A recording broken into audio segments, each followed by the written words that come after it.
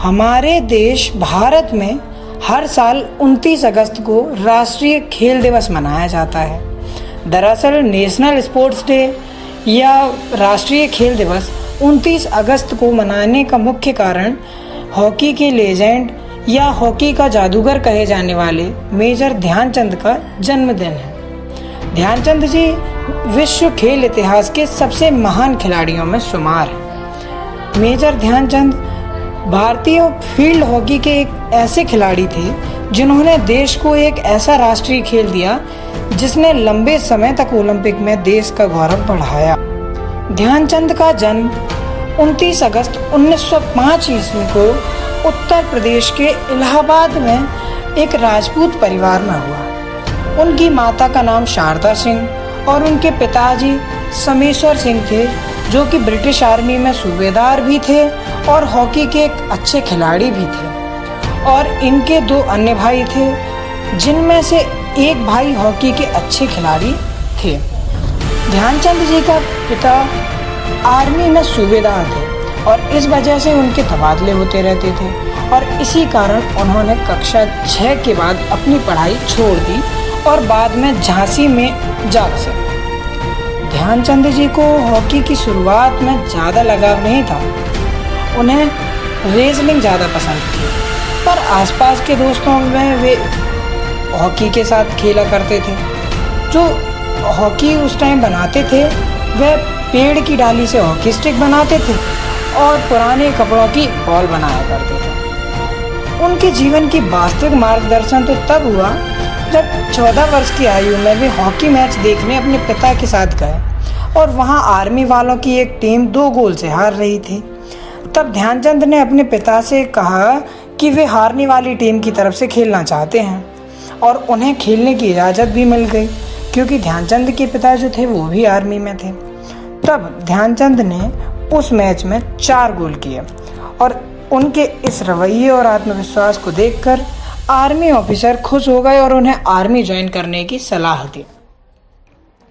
और उसके बाद 16 वर्ष की आयु में 1922 में ध्यानचंद पंजाब रेजिमेंट में एक सिपाही बन गए और यहीं से उन्होंने अच्छे से हॉकी भी खेलना स्टार्ट किया और उन्हें ये खेल पसंद भी आने लगा। सूबेदार मेजर तिवारी भोले तिवारी, जो ब्राह्मण रेजिमेंट में थे, वे ध्यानचंद के पहले मेंटर कहे जाते हैं और उन्हें खेल की बेसिक जानकारी भी भोले तिवारी जी के द्वारा ही प्राप्त हुई थी। पंकज गुप्ता जी ये ध्यानचंद के पहले कोच कहे जाते हैं, जिन्होंने ध्यानचंद को देखकर ही कह दिया था कि ये पूरी दुनिया में चांद की तरह चमकेगा और उन्हीं ने ध्यानचंद को चांद नाम दिया था और इसके बाद ध्यान सिंह ध्यानचंद बन गए। शुरुआत में पंजाब टूर्नामेंट में एक मैच के दौरान उनकी टीम 2 गोल से हार रही थी, तो ध्यानचंद ने आखिरी 4 मिनट में 4 गोल करके टीम को जिता दिया।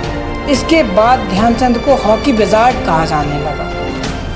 ध्यानचंद ने 1925 में पहला नेशनल हॉकी टूर्नामेंट खेला और इस टूर्नामेंट में उनकी प्रतिभा को देखते हुए उनका सिलेक्शन 1926 भारतीय इंटरनेशनल टीम में हुआ।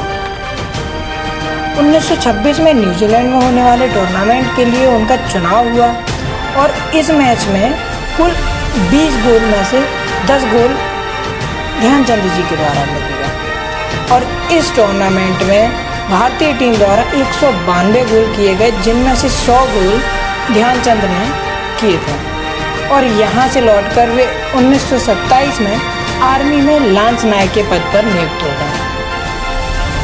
यहाँ से ध्यानचंद ने कभी पीछे मुड़ के नहीं देखा। 1928 में एम्स्टर्डम ओलंपिक गेम्स में भारतीय टीम का फाइनल मैच नीदरलैंड के साथ था, जिनमें से 3 गोल में से 2 गोल ध्यानचंद ने मारे और भारत को अपना पहला ओलंपिक स्वर्ण पदक जिता दिया। इसके बाद दूसरा स्वर्ण पदक जिताने के लिए 1932 लॉस एंजल्स ओलंपिक गेम्स में भारतीय टीम का फाइनल अमेरिका के साथ था, जिसमें भारतीय टीम ने रिकॉर्ड 23 गोल किए, जिनमें से 8 गोल ध्यानचंद के थे और यह मैच भारतीय टीम ने 23-1 के रिकॉर्ड जीत हासिल की और यहाँ से दूसरा स्वर्ण पदक भारत को ओलंपिक्स में प्राप्त हुआ। और इसके बाद 1936 में तीसरे स्वर्ण पदक की बारी है। उन्हीं की कप्तानी में 1936 बर्लिन ओलंपिक में लगातार 3 टीम हंगरी, अमेरिका, जापान को 0 गोल से हराया था और बाद में फाइनल में जर्मनी के साथ इंटरवल तक सिर्फ एक ही गोल था भारतीय टीम का।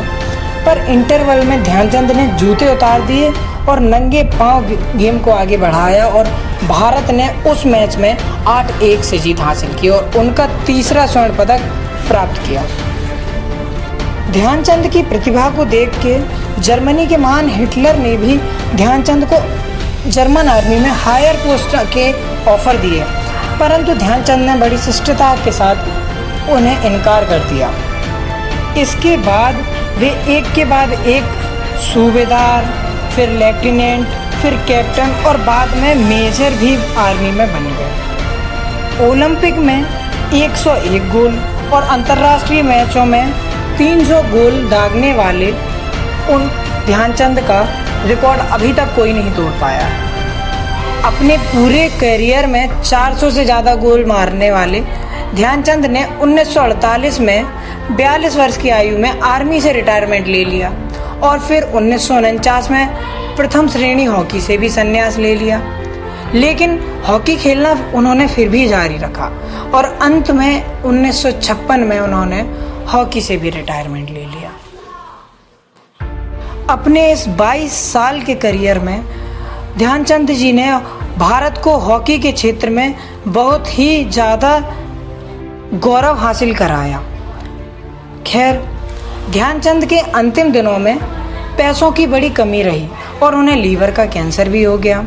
उन्हें दिल्ली के एम्स हॉस्पिटल में जनरल वार्ड में भर्ती कराया गया और उनके देहांत 80 वर्ष की आयु में 3 दिसंबर 1979 को हो गया और हॉकी के जादूगर कहे जाने वाले ध्यानचंद का यहाँ पे देहावसान हो गया। ध्यानचंद जी ने 1956 में भारत के तीसरे सबसे बड़े नागरिक सम्मान पद्म भूषण भी प्राप्त किया था।